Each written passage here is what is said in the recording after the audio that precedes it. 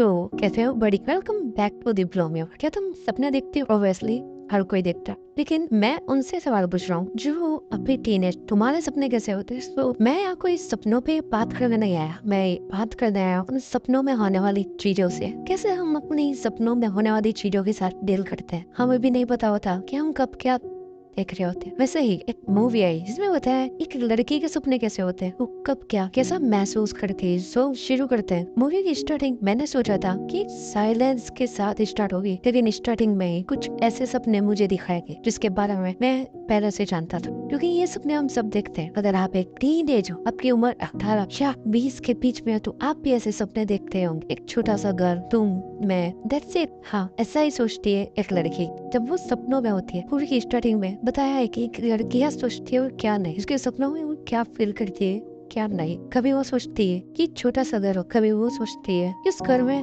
मैं और तुम। ऐसा करते करते वो अपने सपनों में इतना डूब जाती है उसे पता भी नहीं होता। ये जो स्टोरी है ना, वो एक लड़की के ऊपर कैसे बताया है कि उन्होंने 18 से 30 एज के बीच में एक लड़की कैसे सरवाइव करती है। आई नो ये सब तुम्हारी समझ के बाहर होगा कि ये मूवी क्या बोलना चाहती, लेकिन मैं बताता हूँ इस मूवी का जो कॉन्सेप्ट है वो बहुत आपको डिस्टर्ब करेगा, क्योंकि इसमें बताया है कि एक लड़की को ना ज्यादा कुछ नहीं चाहिए होता, उसे चाहिए होती फ्रीडम, आजाद। इस मूवी में जिस तरीके से इस एंगल को सेट करे, जो डायरेक्टर है अनुराग कश्यप एंड वेट्रीवालन, उन्होंने जिस तरीके से इस मूवी को सेट किया है, हो सकता है कि आपको ये बहुत ज्यादा डिस्टर्ब करे, क्योंकि उन्होंने एक रियलिटी का मिरर सामने रखा। शुरुआत होती है उस लड़की के स्कूल से, जहाँ पे उसे उसका पहला प्यार मिलता है। हम सबको हमारे स्कूल में ही हमारा पहला प्यार मिलता है, और वो ज्यादा दिन नहीं मिलता। हाँ, ये सच है, सिर्फ उसका पहला प्यार मिलता है। स्कूल में ही वो लवी डबी सा रिलेशनशिप स्टार्ट होता है, और स्कूल में ही लब डबा के खत्म भी हो जाता है। वो वादे, साथ रहना, साथ निभाना, एक कर्ज लेना, घर में बसना, ये सब स्कूल तक ही रहता है। लेकिन फिर शुरुआत होती है हमारी टीनेज की, सेकेंड लेवल की, जो कि होता है 18 to 22 के बीच में। इस बीच में हम कॉलेज में जाते, हमें इतनी तो मेच्योरिटी आई जाती है कि कैसे हमें इस दुनिया को समझना और कैसे इस दुनिया के साथ डील करें। वैसे ही इस लड़की ने अपने कॉलेज में जाते ही वो कांड भी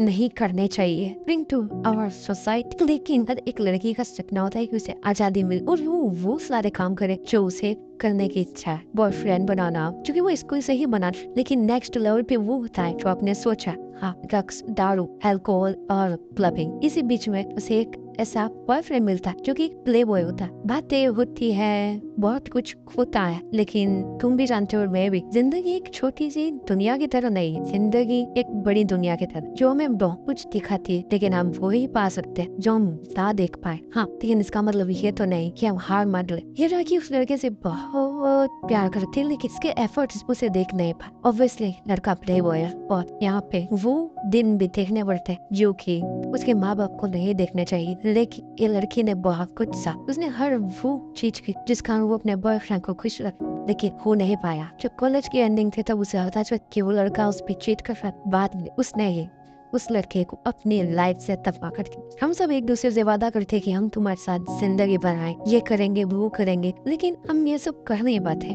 बताएंगे क्योंकि प्रॉमिस में मिस हो गया यहाँ। वो ये थोड़ा बेतुका लग रहा होगा, लेकिन ये सच भी। आगे जाते जाते वो लड़की और मैच्योर, क्योंकि अब जो एज है वो है 22 to 27। सच कहूं तो कुछ एरिया में तो इस उम्र लड़कियों की शादी हो जाती है और यहाँ तक उनके तो बच्चे भी हो जाते, लेकिन ये लड़की की शादी नहीं हो, इसका एक और नया बॉयफ्रेंड बनता है और वो उसे बहुत अच्छे तरीके से खुश रखता है। लेकिन तुम्हें तो बताइए, कुछ ना कुछ तो होता ही है अगर तुम रिलेशनशिप में। ऐसा ही कुछ हुआ और यहाँ पे इससे भी रिश्ता तो, लेकिन आगे जाते जाते एक ऐसी ट्विस्ट लेती है जो आपको बहुत अच्छा लगे, क्योंकि यहाँ पे उसके स्कूल का लव था वो वापिस आता। लेकिन तुम्हें तो पता ही है कि लव कुछ दिन के लिए ही होता, बाकी तो। लेकिन जैसे जैसे ये मूवी आगे जाती है हमें पता चलता है कि यहाँ पे लड़की सही थी और गलत। सो तुम सोच रहे होगे कि यहाँ पे मैंने जो लड़की की तारीफ की, क्या वो सही है?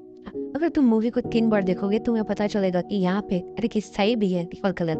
वो लड़ रही होती है उस फ्रीडम से, उस सोसाइटी के जजमेंट से, उस हार्श रियलिटी से जो उस अभी चाहिए। हाँ, लेकिन यहाँ पे एक प्यारा सा रोल दिखाया गया है उसकी माँ। तो तुम है ना, लड़की अपने पापा से इतनी ज्यादा बातें नहीं, वैसे ही ये लड़की अपनी माँ से, लेकिन कुछ बातें होती हैं जो उनसे वो शेयर कर। लेकिन इसमें फुल उल्टा बताया, ये जो लड़की है वो अपनी माँ से इतनी ज्यादा बातें नहीं, लेकिन उसकी माँ, क्योंकि वो माँ है ना, इसलिए एक बहुत ही अच्छा लबी डबी सा रिलेशनशिप बताया एक माँ और बेटी।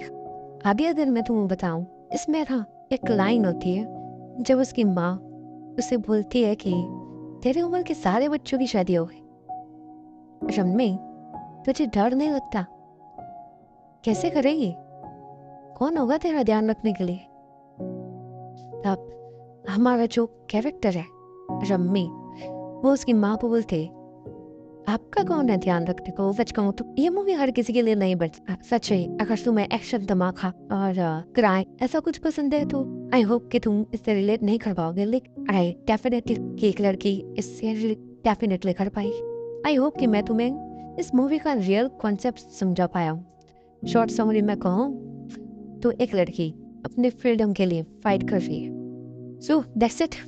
सो ये था एक बड़ी सी मूवी का छोटा सा एक्सप्लेनेशन। अगर तुम्हें अच्छा लगा हो तो बढ़िया, नहीं लगा हो तो तुम कमेंट में ऐसा बस गाली दे सकते हो, क्योंकि गाली खाने से पेट तो नहीं लेकिन मन ज़रूर बढ़ता है। और हाँ, मूवी सिर्फ एंटरटेनमेंट पर्पज़ के लिए ही देखो, क्योंकि अगर कुछ जानना ही है तो बुक्स पढ़ लो। Okay, bye bye.